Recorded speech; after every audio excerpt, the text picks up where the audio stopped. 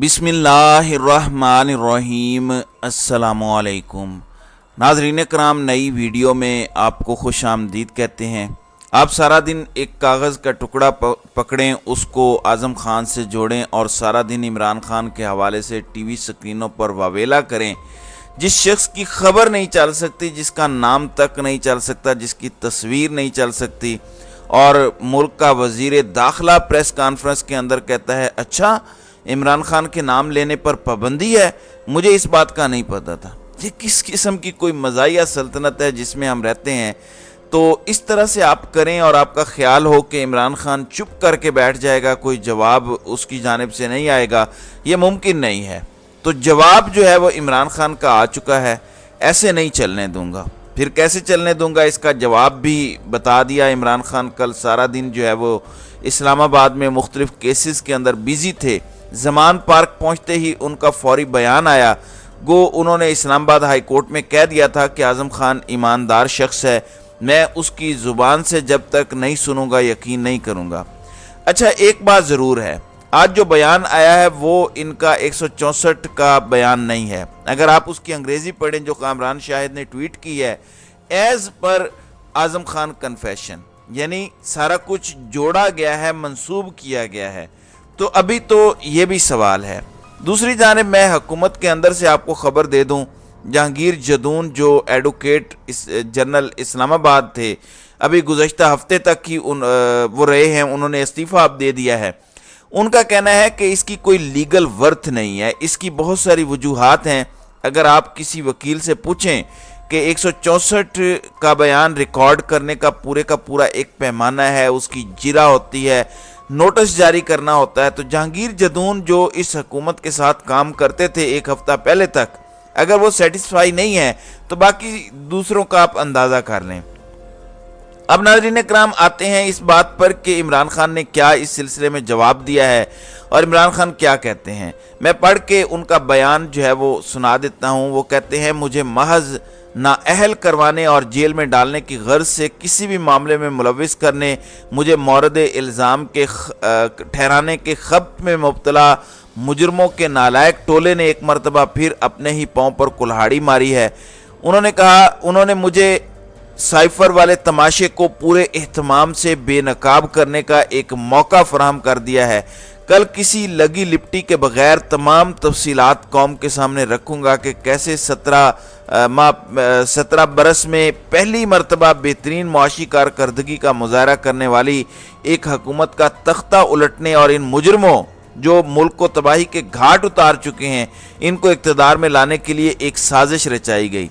मैं आपको यकीन दिलाता हूं कि ये तफसीलात टीवी पर चलने वाले किसी भी ड्रामे से बढ़कर दिलचस्प और सहर अंगेज होंगी। इमरान खान ने इस मामले को मजीद कौम के सामने अब खोलने का फैसला कर लिया है। अब उनके मुताबिक इन्होंने इमरान खान को एक और मौका फराहम कर दिया है और इमरान खान इसकी तफसीलात बताएंगे। अब डर तो बहुत ज़्यादा है। अब 24 तारीख को असद उमर और शाह महमूद कुरैशी को FIA ने तलब कर लिया है। 25 जुलाई को इमरान खान को FIA ने नोटिस जारी कर दिया है। भला किस लिए? साइफर मामले की तहकीकात के लिए। 25 जुलाई दिन 12 बजे FIA हेडक्वार्टर इस्लामाबाद में दस्तावेजात साथ लाने की हिदायत की गई है। अब सवाल ये है, अगर साइफर इतना ही अहम मामला है तो FIA तो हुकूमत का मातहत इदारा है जो राना सनाउल्लाह की मिनिस्ट्री के अंडर काम करता है। तो जो हुकूमत इस सारे मामले में आज बेनिफिशरी लग रही है हमें, वो कैसे तहकीकात कर सकती है? खुरम दस्तगीर जियो के शो में बैठ के कह रहे थे साइफर गुम नहीं हुआ, कौमी मफाद गुम हो गया है। ये डेफिनेशन नून लीग ही दे सकती है। अच्छा, अगर इतना ही सेंसिटिव मामला है फिर तो चीफ जस्टिस को रिक्वेस्ट करनी चाहिए, फिर तो बेंच बनना चाहिए, फिर तो जुडिशियल कमीशन बनना चाहिए। लेकिन नहीं, हुकूमत का मतहत इदारा बताएगा कि हुकूमत के मुखालिफिन को हमने क्या करना है, क्या क्रेडिबिलिटी इसकी होगी। आप इसका अंदाज़ा लगा लीजिए। और ये पता नहीं किस दौर में रहते हैं, पता नहीं किस दुनिया में रहते हैं। कल नाजरीन कराम, इमरान खान जब इस्लामाबाद हाई कोर्ट में थे तो हैदर शिराजी जो जर्नलिस्ट हैं, उन्होंने सवाल किया कि खबरें हैं कि एक निगरान सेटअप का टेन्योर बढ़ाया जा रहा है। अब इमरान खान अगर लालच करें तो कहें तो ठीक है, इनकी भी ज़रा मंजी ठुकेगी। इमरान खान ने कहा कि नहीं, آپ نگران سیٹ اپ کا ٹنیور بڑھا کے ملک دشمنی کریں گے، ملک کے ساتھ ظلم کریں گے۔ آگے چل کے انہوں نے کیا کہا؟ انہوں نے کہا کہ آپ کے خلاف بھی تو ایک نئی پارٹی بنائی گئی ہے، جیسے بے نظیر کے خلاف پیٹریوٹ گروپ بنایا گیا تھا۔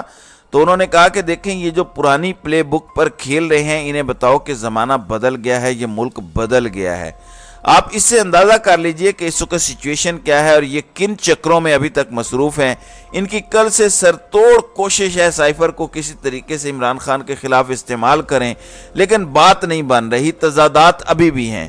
دیکھیں ایک شخص کی سٹیٹمنٹ، یہ کہنا کہ وہ خود سے روپوش ہو گیا، میں اس پر بڑی تفصیل سے بات بھی پہلے بھی کر چکا ہوں، پھر وہ واپس آئے، ایف آئی آر بھی واپس لے لے، پھر وہ ایک پورا مہینہ اپنی فیملی سے الگ رہا ہو۔ یہ کیسا شخص ہے جو اپنے دوست کے پاس رہا اور ایک مہینے اس نے کسی فیملی ممبر سے رابطہ ہی نہ کیا ہو؟ یہ ممکن نہیں ہے۔ حالانکہ سوال یہ ہونا چاہیے کہ ایک مہینہ اعظم خان کہاں تھا؟ اب اس کے بعد اس بیان کی حیثیت کیا ہے وہ میں جہانگیر جدون کے زبانی آپ کو بتا چکا ہوں۔ اب ناظرین کرام آتے ہیں اس طرف کے صدر عارف علوی جو ہیں وہ بھی میدان میں کود پڑے ہیں، اور صدر عارف علوی نے کل قومی اسمبلی کا سیشن بلا لیا ہے۔ اب دیکھنا یہ ہے کہ یہ الوداعی سیشن ہے یا اس کے اندر انتخابات سے متعلق جو چیزیں ہو رہی ہیں، جو ترامیم ہیں، جو الیکشن ایکٹ سے متعلق ہیں، کیا اس پر کل گورنمنٹ کچھ کرنے جا رہی ہے؟ یہ بڑا ایک امپورٹنٹ میٹر ہے، اس کو اس حوالے سے دیکھنا پڑے گا کہ حکومت کی اسٹریٹجی کیا ہوگی۔ ناظرین کرام اس کے بعد میں آپ کو چیف جسٹس والے معاملے پر لے کر جانا چاہتا ہوں کہ چیف جسٹس نے ایسا کیا کیا ہے جس کی بنیاد پر میں کہہ رہا ہوں کہ انہوں نے کچھ گارنٹیاں مانگ لی ہیں۔ ایک تو ملٹری کورٹس والا معاملہ تھا، وہ آج زیر سماعت تھا، لیکن کیونکہ سائفر کا تماشا ہی اتنا زیادہ تھا کہ اس پر ہم بات نہیں کر سکے۔ اب ایک تو سماعت جو ہے وہ جمعے تک ملتوی کر دی گئی ہے۔ اس دوران ایک اور کام ہوا اور وہ کام یہ تھا، آپ جانتے ہیں کہ کل کیس لگنا تھا، وہ کیس تھا پریکٹس اینڈ پروسیجر بل کا۔ اب اس حوالے سے بتایا گیا ہے کہ وہ نہیں چلے گا، اور اس کی وجہ یہ ہے کہ سپریم کورٹ نے اس حوالے سے کیس سننا ہے جو ملٹری کورٹس والا ہے۔ تو فی الحال پریکٹس اینڈ پروسیجر بل والا کیس سپریم کورٹ نے فی الحال ڈی لسٹ کر دیا ہے، اس کی وجہ یہ ہے۔ لیکن آج انہوں نے کیا اس حوالے سے گارنٹیاں لی ہیں، میں آپ کو بتا دیتا ہوں۔ پہلی بات یہ ہے، انہوں نے کہا کہ کیا ملٹری کورٹس جو سزائیں دیں گی یا جو بھی فیصلہ دے گی، کیا اس کی وجوہات بتائے گی؟ حکومت نے کہا جی ہاں بالکل ٹھیک ہے، آپ کہیں گے تو لکھیں گے۔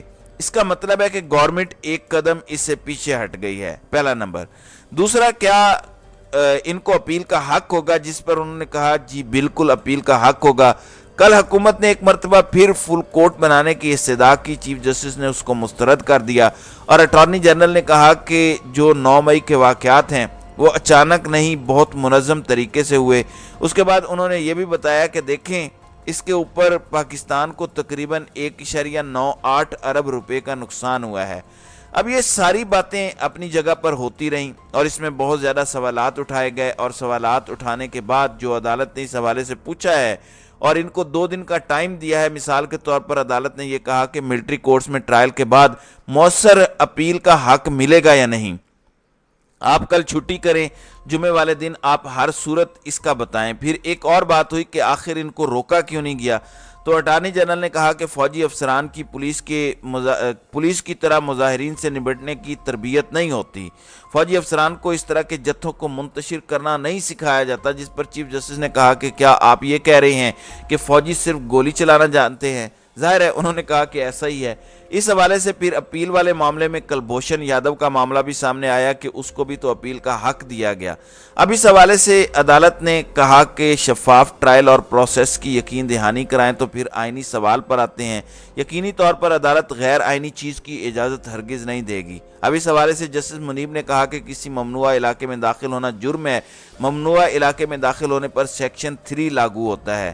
ایک معاملہ تو یہ ہے، اس کے علاوہ میں آپ کو ناظرین کرام ایک اور بات بتا دوں کہ عمران خان کا ایک اور اہم معاملہ ہے، اور وہ کوئٹہ کے وکیل والا معاملہ ہے۔ اب آج اس کو سماعت کے لیے مقرر کیا گیا ہے، جس میں جسٹس یحییٰ آفریدی، جسٹس مظاہر علی اکبر نقوی اور جسٹس مسرت ہلالی صاحبہ آج اس بینچ کے اندر عمران خان کے اس امپورٹنٹ میٹر کو سنیں گی۔ تو عمران خان اس حوالے سے آج اسلام آباد میں حاضر ہوں گے، دیکھتے ہیں کہ اس حوالے سے کیا ہوتا ہے۔ تو ناظرین اکرام، آپ کی اس ویڈیو کے حوالے سے کیا رائے ہے؟ آپ اپنی رائے کا اظہار کامنٹ سیکشن میں ضرور کیجیے گا۔